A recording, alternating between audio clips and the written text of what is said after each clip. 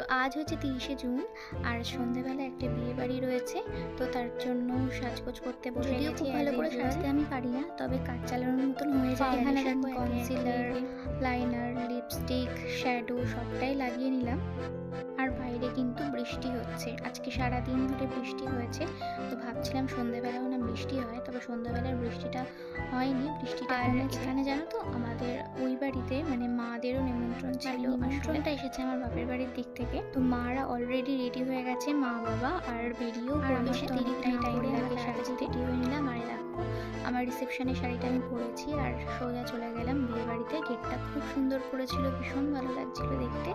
আর চলে গেলাম প্রথমেই বিয়ের কোণে, এরপর চলে গেলাম মকটেল কাউন্টারে। আর এখানে দেখো বর চলে এসেছে।